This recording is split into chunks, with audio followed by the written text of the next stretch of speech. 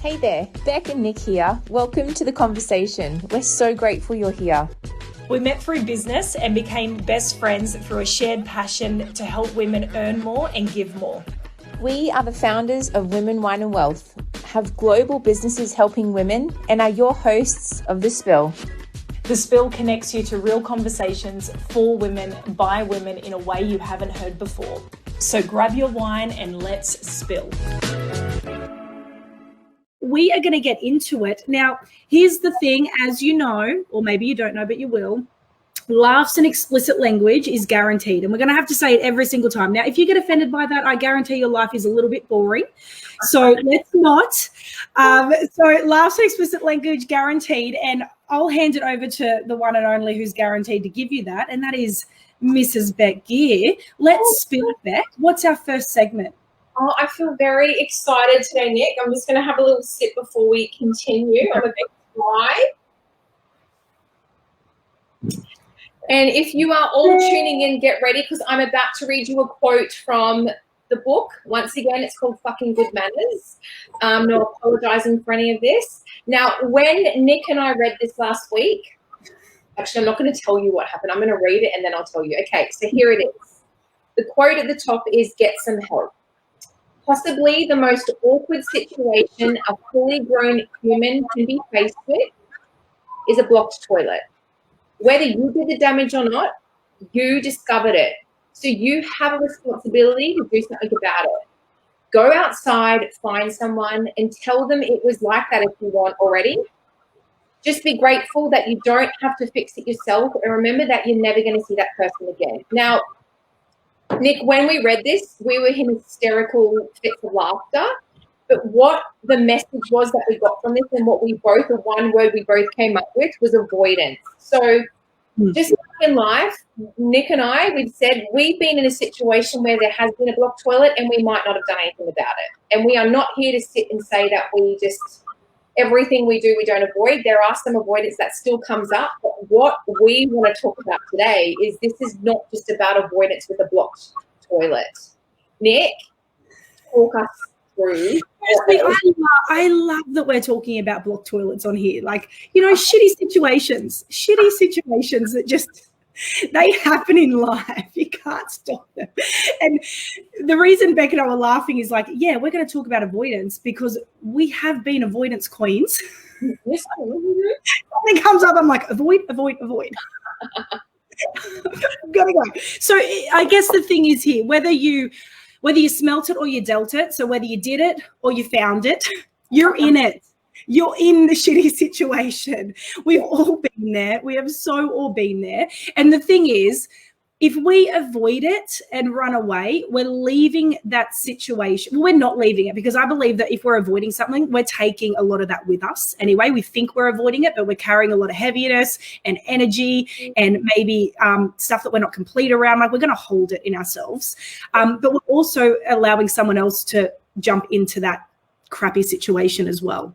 Yeah. And also to deal with it. So I guess the point that we're making is that when we choose to avoid something, we don't leave that shitty situation, because it's part of it that we're always going to take with us, but we also leave it and leave that space for someone else to experience, which is never a good thing. It's fucking good manners to clean up your shit.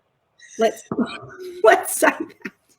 It's so funny, Nic. Like, we were so hesitant in doing this, but that's why we said yes straight away, because we will talk about things that people think is irrelevant, but there's always a message behind anything in life that happens, I believe. So, Nic, I don't know if you're willing to, but when we did this last week, we also spoke about there's a situation in your life currently with a family member where avoidance is actually blocking some shit with you and them as well. Do you want to talk about that? Yeah, I'll throw everyone under the bus. So no, I won't. But it is, you know, like I'm dealing with a situation and have been for a long time now. Like, it feels like a long time, but, you know, say 18 months, and it's with a close family member. And it just, you know, without going into the details of what it is, basically the result of it is non-communication. There's just been this breakdown of communication over an event. And because of that, it's just maximized this friction right? Like, because we've avoided that communication, it's maximized friction and awkwardness and, you know, probably also stories. You know, both parties may be making up stories or holding on to stories or creating new ones that aren't even true just because we avoided the conversation that maybe definitely has needed to happen. So that's just an example. Like, I'm experiencing that, and it's like, yeah, there's residue. Like, it doesn't just be like, oh, we're avoiding that, so it doesn't exist. It nearly amplifies all of the smelly stuff, let's say. It amplifies it. Yeah. So now that we've spoken about the blocked toilet avoidance, we're going to switch it up a little bit now. And I know that you personally worked with this beautiful book we're about to bring on, but I'm about to as well. And would you like to just introduce this? Yes, absolutely. So the next segment, actually on that, before we move on from fucking good manners, I think one of the things, and from my experience, is maybe just take a note after this episode and just ask yourself, what is it am I avoiding? Is it a situation? Is it an action? Is it a conversation? Like, just what is something, whether it's little or big, that you can actually just go and take action on today and not leave that space? Oh, sorry, Nic. I'm even thinking, like, I speak to a lot of women as well, and it's kind of, it might even be a conversation with your husband you've been wanting to have, but you're worried, but you're avoiding it. So, and I'm not saying anyone's name. It's just there's so many little bits and pieces that just take that one step and unblock the toilet. Absolutely. Okay, let's move on to the juicy stuff. So, ladies, we have a very special guest that we are about to bring on and introduce. Her name is Grace Ambrook. Now, if you're in the group, in the Women, Wine and Wealth Facebook group, if you're not, get in. What are you doing? Jump in that group, because we have already unlocked 2 of her coaching sessions, which she has gifted to the women of Women, Wine and Wealth, and the 3rd one is coming in a week's time. But this woman is, the way I explain one of her unique gifts is she's really able to verbalize the things that we're feeling and can't yet verbalize ourselves. She's really able to pull out the messages that we have inside, our uniqueness, what we're feeling, the things that seem like they're all caught up and it's just a big cobweb in there. And she just really is able to verbalize all of that back to us, like being a mirror for us. And I know that she works with conscious, powerful women who are in business, and women who know their life and their business, it's only going to grow if we do. It's only going to grow if we do. It's a direct reflection of that. So I am going to bring this amazing woman on. And even though we can't hear the crowd, please cheer. Hello, Grace. Hi, Nicole. Hi, Bec. What a pleasure. Thank you so much for inviting. I love this whole fucking manners thing. Were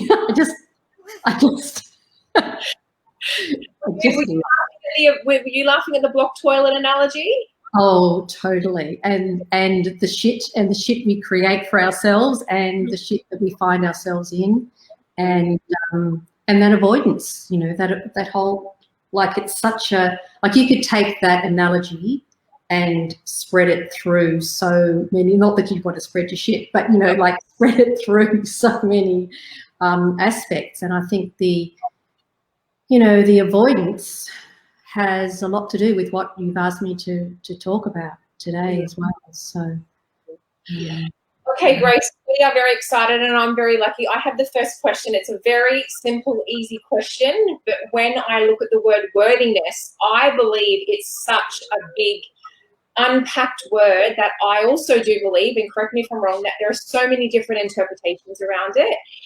I'd love to hear your version of what is worthiness. Yeah, thank you.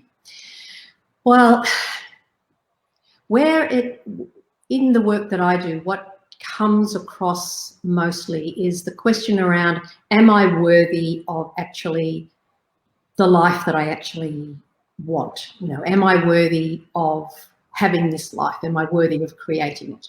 Is what I'm creating, is what I'm offering of any worth? Like, is it worth? And so generally there's a lot of entanglement with this whole worth story, and it's based on giving something a value. And normally when we give something of value, we go directly into comparison. And then, of course, money fits in there, but let's just talk about worth for the moment. And so we go into this whole comparison thing. And ultimately,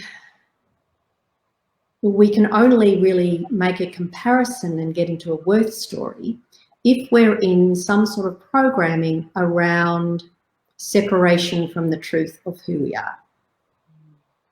So the whole worthiness thing is based on separation, whereas, as we know as conscious women, we're actually all one. Like, if we're connected to our soul, then we're connected to source, then we're all one. Where in oneness does worth actually even exist? It doesn't. So when we find ourselves in a worthiness story, and I'm not saying that, as humans we don't run that story, but that story is actually run about our programming and the way that we've been taught to think about our value and whether I'm allowed to have this if you're not. So there's quite often a lot of programming around guilt in the worth story. And it's so interesting because as I was sitting this morning, just kind of sitting into what to share with you today, it's like I've got such this beautiful image of, when we play that worth programming, am I worthy to have a great life because my sister struggles, or I see a lot of people struggling, in life. It's like not only are we projecting disconnect into our own expression of the truth of who we are, so we're disconnecting from the fact that we actually are the universe and we're capable of experiencing anything and everything we choose.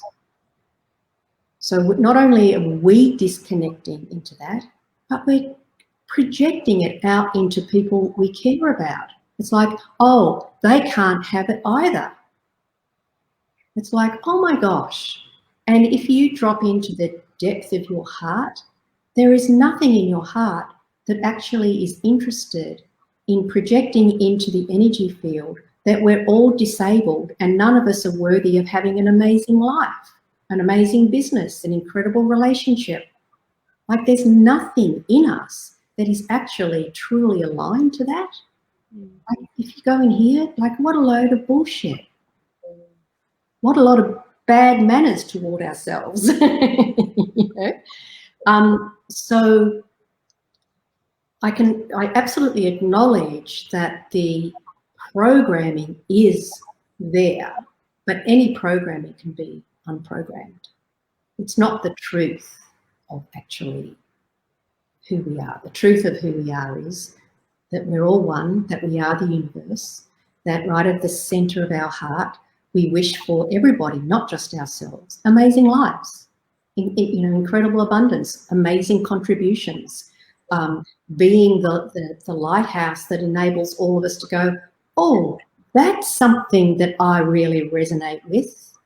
And, if we're playing a worth story, is it worth it, blah, blah, blah, we don't show up as the huge, massive light that we are, that then activates somebody else to go, oh my God, I can resonate with that. If you're stuck in a worth story, it's like, I'm not sure of my worth. So in summary, the worth story is a complete disconnect from the essence of who you are and the heart of the light of what you've come here to be and contribute and create. Mm. So I remember you had said it might have been in one of our one-on-one sessions as well, Grace, but like I listened to you and all I'm hearing now is that it's nearly a self-centered kind of story. Like, oh, I'm not worth it.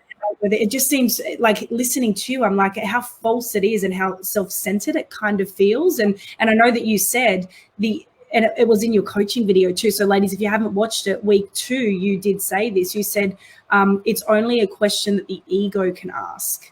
Yeah. So our ego's at play with it. Totally. Yeah. Okay, So, sorry, you go. So the worth issue and the doubt issue, Mm. you know, are similar in that it's like terribly self-centered. It's like, I'll play around in this. It's like, oh, I'll play around in the bullshit. I'll play around in the denial. I'll play around in the avoidance and see what happens. Well, why would we do that? Crazy. Yeah, crazy. So next question for you, Grace, and I feel like I think we'd all be lying if we haven't kind of said this, asked this question, whether it's to ourselves, whether it's to a coach, to a mentor. But I feel like a lot of women and men walking around going, how do I get it? Like, how do I feel worthy again? Or how do I even start to feel worthy? You know, and it's like, how do I get this worthiness feeling? Yeah. The most direct route to that is focusing on the connection to the truth of who you are. And so worth is a very external related dynamic. Yeah. So worth is actually, if you're going to play in the worth field at all, it's actually an internal process. So the moment that you can let go of the external comparison, like we create a life of misery basically for ourselves if our worth is based in exterior validation of the truth of who we are. So how we come back to it is actually knowing the essence of ourself. Because when we know about the essence of ourself, then there can be no real question about our value. Because when we know the essence of ourself, we know how to show up in the world. And when we know how to show up in the world from the place of the truth of who we are, and we truly know, not just intellectually, but we truly know that we actually are a unique expression of the ultimate creation of life, like each and every one of us. And each and every one of us is absolutely unique. So the worth sits in the valuing of your unique codes, you know, the unique aspects of the truth of who you are. It cannot be found anywhere else. So if you look at it like, you know, I had an interesting experience the other week, where I put out an event to be running in March, and nobody could make it. And so if I fell into the trap of exterior validating that experience, you know, I'd be wobbly, pissed off, angry, resentful, you know, questioning whether what I do is of any worth, all of that. Mm-hmm. And I'll be honest with you, there was a millisecond. And then I went, what a load of crap.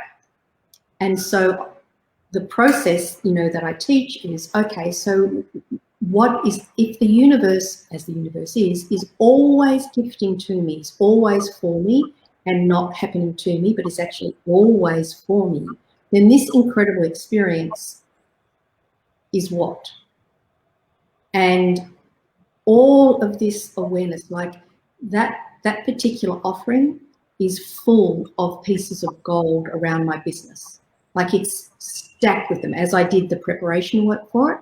And so it's like, oh my gosh, all of that actually fed back into me. And it's actually, you know, kickstarted a new programming that I'm thinking of offering. Mm-hmm. So it frees up. So the how is back into this. The universe is actually, everything is for me. Everything is for me. Everything is for me. This rejection, this abandonment, you know, some of the triggers, rejection, abandonment, questioning, like all of this is for me. And that takes a bit of practice, you know, I'll be honest, you know, it takes a bit of practice, but that's, you know, when we deprogram the whole worthiness story, that's the energy that opens up for us. Oh my God, everything is for me. And that's the only place, because otherwise it's all variable depending on your moods, what people say to you. It's like some people are going to love you and some people ain't.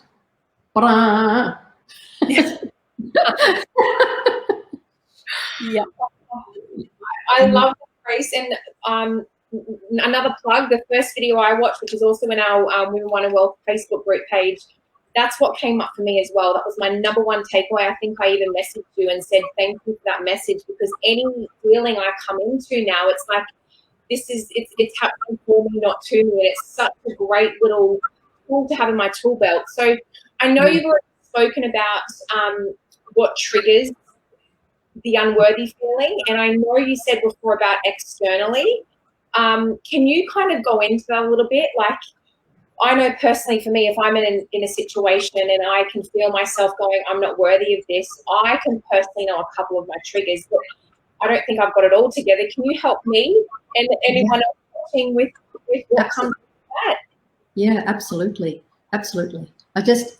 I'll come back to that, and if I go off track, please bring me back. I just want to add one other thing around how to like flip this worthiness bullshit. Yep. And that is another reframe is, what will you allow life to contribute to you? What will you actually allow life, the universe, to contribute to you? The allowance energy is very big. So what can you actually allow? Because most of the resistance and denial is actually you not allowing in. Because if you're running the worth story, you won't let life gift to you the opportunities, the connections. If you're running a worth story based on triggers, money, that, you know, the whole value thing that's with money, which is a whole another conversation. Rejection, feeling unappreciated, you know, that's a biggie. You know, when you feel unappreciated, you go into this whole worth story, or maybe I didn't say it right, perhaps I could have said it better. And when you go in there, it's like, did I show up as the truth of who I am? At the best of my ability in that moment? Fuck yeah. Could I have done it differently? Yeah, maybe. But in that moment, did I show up? Yeah. And showing up is really, you know, the energy that keeps you open to the contribution that life is giving you. So everything is for you. The next step, what will I allow life to contribute to me? So sometimes I go, where will I, so if I'm going out in the bush, because I go into nature regularly, it's like, okay, which place wants to contribute most to me today? And it'll literally drop in, and that's where I go. So if you're thinking about events, what will contribute to me? Can you feel how that question just opens up a whole vista of opportunity that is a direct follow-on from if everything's happening for me. And so when we get triggered by feeling misunderstood, there's another trigger. Another one is, some people who, when they ask you a question, it's like you can feel they're really cynical. You know, there's a lot of cynicism and sarcasm in the question. It's like, oh shit, you know, we get all. So when we do that, we know that we've popped out of this alignment, is everything is actually for me. So cynicism and sarcasm are signs of a closed heart. So the person sitting in front of you has a closed heart. Oh my gosh. Lucky you, you're in an open-hearted situation because you know that you are the universe. And if you're the universe, you can create amazing things. Some of the other more regular ones are, failure. You know, if we play in the failure game, failure, success. So flipping back to, you know, the event that nobody could make, is that a failure or a success? like, and again, in the work that I've done, with people, it's like, if nothing's either good or bad, right or wrong,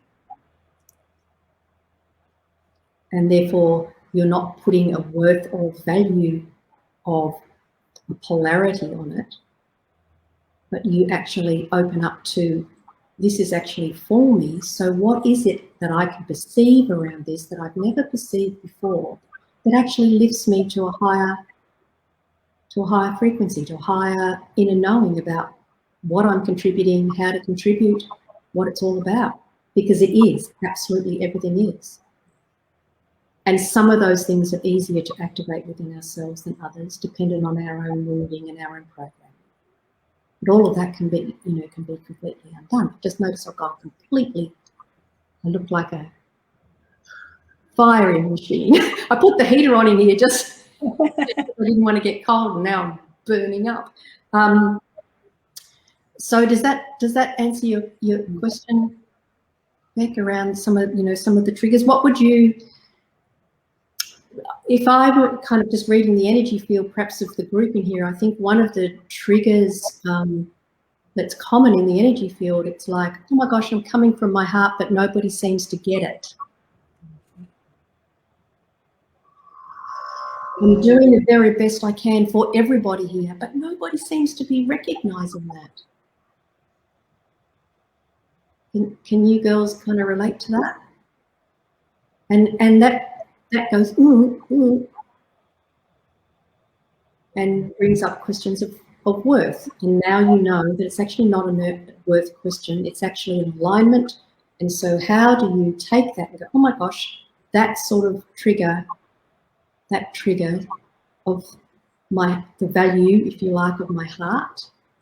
So what do I actually want to align to in that moment around the value of my heart? And you tune into that and go poof, and you'll feel the energy before you'll necessarily get the awareness, but you'll feel the energy, and the energy will shift your consciousness to actually open up to what that is.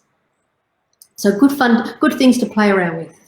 Oh, I could sit here. I know that, Nic, you're probably feeling the same. And if you're watching live or later on, it's just, I just could sit here all day with you, Grace, and just keep topping my glass up. And keep looking for money behind going, oh, chocolate and wine would be great right now. But we've only asked you 3 questions, and it's like so much has already been unpacked. And as Nic mentioned before, next week we will be dropping the 3rd video that Grace has kindly poured out her heart and soul into, and I can't wait to watch that as well. But Grace, we just want to say, first of all, thank you so much for your time, and I just want to work with you. It's just, you have such a beautiful energy, and I hope all of you ladies are picking up what Grace is putting down for you all. Oh, thank you. Thank you both for inviting me. I'm so excited to share in as many circles as are willing to contribute in and be contributed to, because it's a two-way street. Yeah. Yeah. And I think, Grace, like, I know, I get to work with you personally, which I'm so grateful for. And I'm telling you, ladies, like, every time I chat with Grace, I've just got notes and notes and notes. And I think I say it to you all the time, Grace, every time after our session. You're like, how are you? And I'm like, well, I'm better now because I've spoken to Grace. I'm better now because I've spoken to Grace. You're literally sometimes like a real lifeline. You're a very special woman, and you have so many special gifts. And, as we always say in Women, Wine and Wealth, we're about creating the space and the conversations and the mentors to really be able to the women listening in, really help you take the leaps, help you make the growth, help you accelerate where you need to accelerate. And Grace, you are just one of those diamonds that we have. And I know that you're going to be bringing more into this group, and we're excited to definitely share more with Grace and how you can work with her one-on-one or even in some of her group programs. Because if you've listened to some of her videos and if you're tuning into this, there'll be something in your gut that goes, shit, there's some work I might need to do with Grace. So trust that gut, and we will have those offerings and different things coming out as well, which we're so excited for.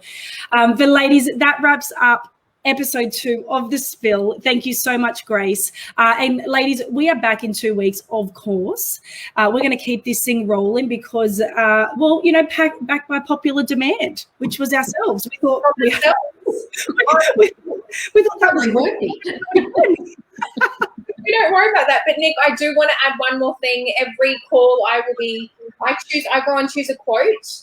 Nic does not know, and Grace, you can join in on this, but I think this would be quite cool. They both do what quote I've chosen, and this is how it works. I read it. You can just link to it and say amazing, or if something comes up for you, I'd love to hear it. So here's the quote.